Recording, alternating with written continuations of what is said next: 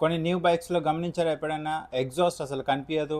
నార్మల్గా మనం ఎగ్జాస్ట్ని right side of the బైక్కి బయట చూస్తాం, బట్ ఇప్పుడు కొన్ని కొత్త బైక్స్లో ఎగ్జాస్ట్ని ఇంజన్ కింద పెట్టేస్తున్నారు. అదే స్టైల్ కోసమా, లేక సౌండ్ తగ్గించడానికా, లేదా ట్రెండ్ ఫాలో అవుతున్నారా అన్ని కంపెనీస్. యాక్చువల్గా దీని వెనకాల ఒక ఇంజనీరింగ్ రీజన్ ఉంది. అది కనుక తెలుసుకుంటే దాన్ని ఇగ్నోర్ చేయలేం మనం. బైక్ పర్ఫార్మెన్స్ అంటే ఓన్లీ పవర్ కాదు, దాని వెయిట్ ఎక్కడ సెంట్రలైజ్ అవుతుంది అనేది కూడా చాలా ఇంపార్టెంట్. ఇంతకుముందు ఎగ్జాస్ట్ ఏదైతే సైడ్ వాల్లో ఉండేదో దానివల్ల కొంచెం ఇంబ్యాలెన్స్ అయిపోతుండేది హై స్పీడ్స్లో. దానికోసం ఇప్పుడు కొత్తగా వీళ్ళు ఏం చేశారు, ఎగ్జాస్ట్ని ఇంజన్ కిందికి తీసుకొచ్చారు. దానివల్ల వెయిట్ కూడా సెంట్రలైజ్డ్ అయిపోయింది. సైలెన్సర్ది ఎక్స్ట్రా వెయిట్ ఏదైతే ఉందో అది ఇంజన్కి దగ్గరకు వచ్చేసింది. And that changes everything. Bike the weight management centralise అవుతుంది, ఈజీగా మూవ్ అవుతుంది, హై స్పీడ్లో స్టెబిలిటీ ఉంటుంది, అండ్ కార్నరింగ్లో కూడా చాలా ఈజీగా మూవ్ చేయొచ్చు. అందుకే మనం ఇప్పుడు చూస్తే సిటీ స్పోర్ట్స్ నేక్డ్ బైక్స్ అన్నీ కూడా ఎగ్జాస్ట్ని ఐదర్ చిన్నగా చేసినాయి, లేదా కొన్ని బైక్స్ కంపెనీస్ ఏమో ఎగ్జాస్ట్ని అండర్ బెల్లీ పెట్టేశారు.